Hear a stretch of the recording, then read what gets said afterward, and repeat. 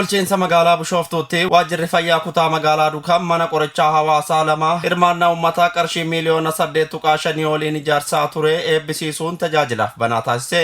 Dhiyeessii qorichaa mijataa uumuu sochii mootummaan taasisaa jiruun cinaatti hirmaannaan abbootii qabeenyaa fi uummataa barbaachisaa ta'uun waan alamu miti.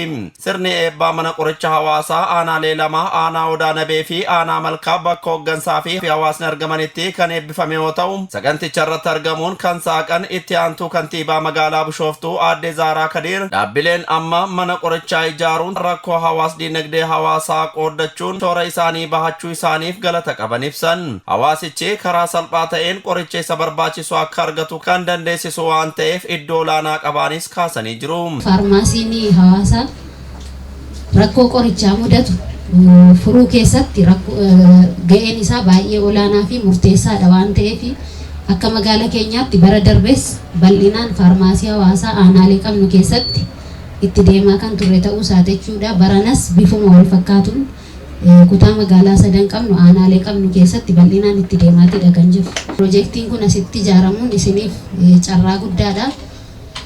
Tajaajila asitti kennamus tajaajila kana dhuftanii argachuun murteessaadha jechuudha. Isiniif jechadha kan asitti ijaarame waan ta'eef hawaasaaf rakkoo hawaasa qunnamu falatti gochuufidha kan ijaarame.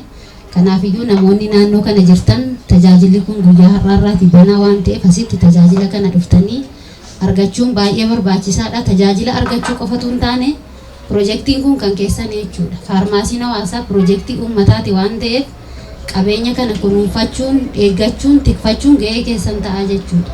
Itti gaafatamaan waajjira fayyaa kutaa magaalaa Duukam obbo Gazzuu Galaan manni qorichaa hawaasaa aanaalee 4 keessaa aanaalee 3 keessatti hirmaannaa hawaasaan ijaaramuu kaasuun sirni eebbaa gaggeeffamu kun aanaa Odaa Nabee fi aanaa Malkaatti ijaaraman jechuun aanaa dhaddacha dhiheenya eebbifame waliin sadaffaaf kan eebbisan ta'uu dubbatanii manneen qorichaa amma eebbifaman hirmaannaa abbootii qabeenyaa fi hawaasaan baasii qarshii miliyoona 8.2 kan ijaaraman ta'uu eeran. Eebbaa mana qorichaa hawaasaa yookiin community pharmacy jennu aanaa lama irratti kan eebbisiisnedha. Aanaa Malkaatti irratti hirmaannaa uummataa miliyoona 1.5 fi abbaa qabeenyaa mana barumsa Kirees Poointiin miliyoona 2 akka waliigalaatitti miliyoona 3.5 aanaa Malkaatitti guyyaa irraa mana qorichaa xumurree hawaasaa fi banaa goona jechuudha.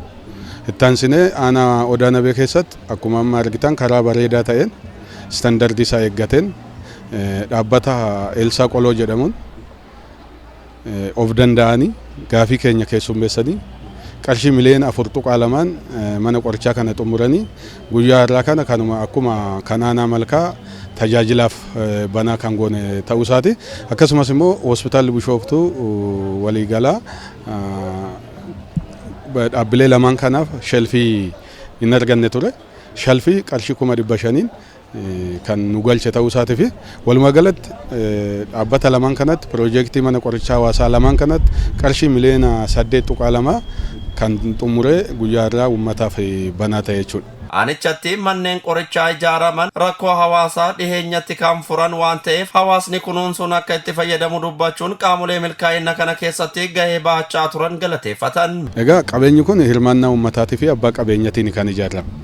Kanaaf qabeenyi kun kan isaanii ta'e jechuudha, kan uummataa ta'e jechuudha. Kanaaf uummanni qabeenya as keessatti jiru, riisoorsii as keessa jiru kamiyyuu akka kan isaatitti kunuunsee sirnaan itti fayyadamuu qaba jechuudha. Daariktara buufata fayyaa aanaa Odaa Nabee obbo Ashannaa fi Nugusee gama isaaniin manni qorichaa uummataa kun dhiheenyatti hawaasaa banamuun rakkoo dhiyeessii qorichaan wal qabatu kan furuuf ta'u himan.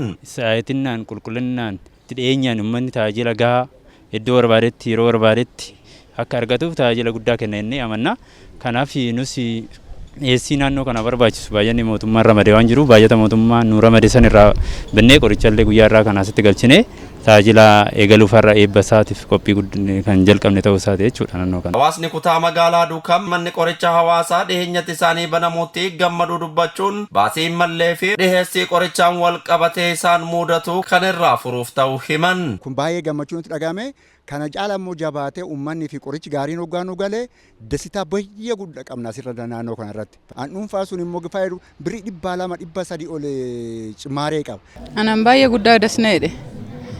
Baay'ee dasneedhe wanti dasneedhe kecha irraan caalatti deessuudhaaf dubartoota ulfaa dingatanyaa fi Golaba sagantaan dhaabbata dhuunfaa ijaarsa irratti qooda olaanaa qabu dhaabbata Eelsaa Qoloo mana barumsaa Kiroos Pooyintii fi deeggarsa qorichaa manneen qorichaatti kan gumaache hospitaala Jeneraalaa Bishooftuuf waraqaa ragaa kennameera.